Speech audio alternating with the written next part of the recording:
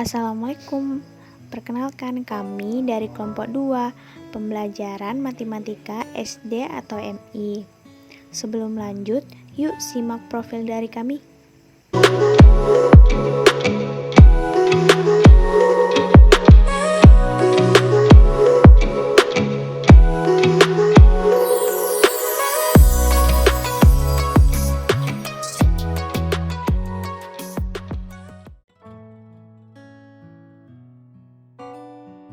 Nah, kali ini kita akan membahas tentang perbedaan KPK dan FPB dan bagaimana cara mengaplikasikan penerapan KPK dan FPB.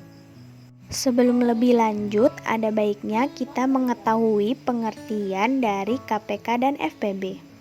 Nah, untuk pengertian KPK itu sendiri yaitu kelipatan persekutuan terkecil yang disingkat KPK dalam bahasa Inggris dikenal sebagai Least Common Multiple atau LCM.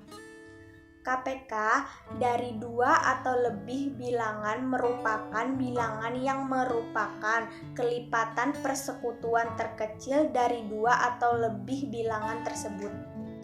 Dengan kata lain, KPK dari 2 atau lebih bilangan adalah bilangan bulat positif yang dapat dibagi dengan 2 atau lebih bilangan tersebut. Baik, selanjutnya saya akan menjelaskan mengenai pengertian FPB. Faktor persekutuan terbesar atau disebut dengan FPB dalam bahasa Inggris dikenal sebagai Great Common Divisor atau disingkat dengan GCD. FPB merupakan 2 bilangan atau lebih merupakan bilangan bulat positif yang terbesar yang dapat membagi habis kedua atau lebih bilangan tersebut. Baiklah, saya akan menjelaskan perbedaan KPK dan FPB. KPK atau kelipatan persekutuan terkecil adalah bilangan kelipatan terkecil yang sama dari banyaknya suatu bilangan tertentu.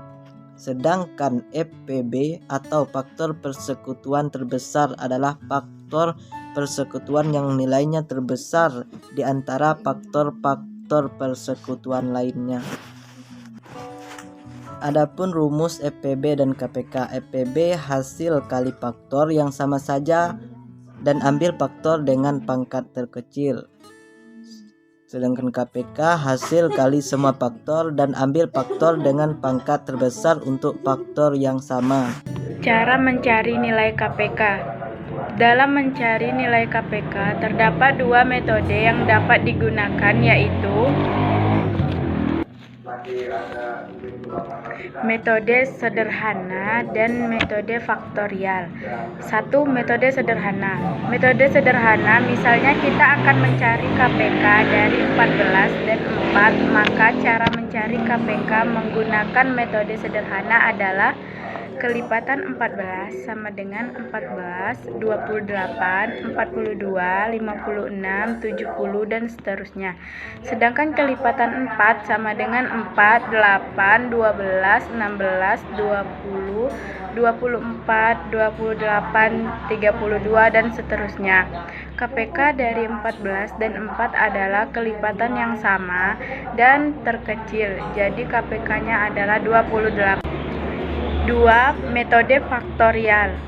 Metode faktorial yaitu dengan mengalihkan faktor-faktor yang berbeda dan faktor-faktor sama dengan pangkat terbesar dari 2 bilangan atau lebih.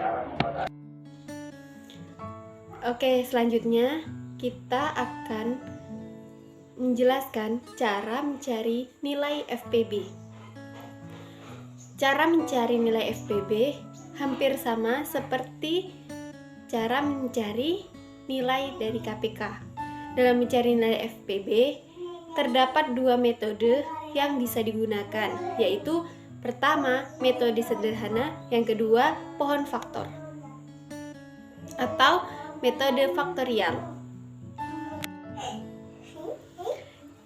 Yang pertama, kita menggunakan metode sederhana. Nah, kita akan mencari FPB dari 14 dan 4.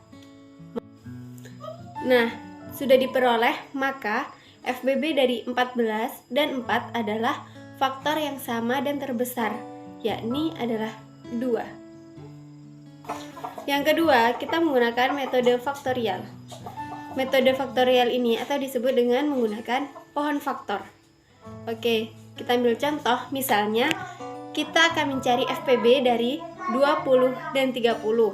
Maka cara mencari FBB-nya adalah kita buat pohon faktor, maka didapatlah 22 kali 10 kali panah ke bawah lagi 2 dikali 5. Itu untuk yang 20. Sedangkan yang 30 kita dapat turun 2 dikali 15, terus turun lagi 3 dikali 5.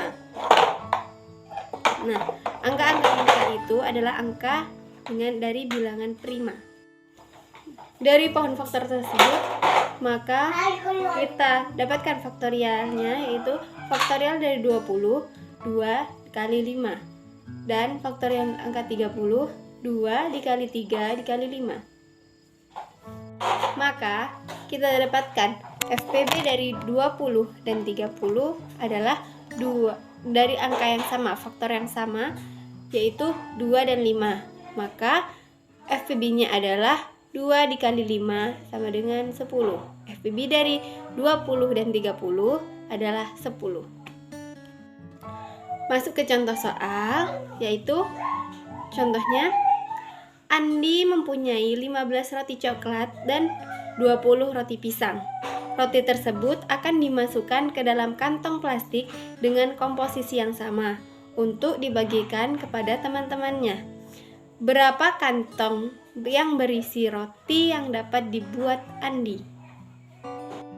Penyelesaiannya, dicari FPB dari 15 dan 20 di sini menggunakan metode sederhana.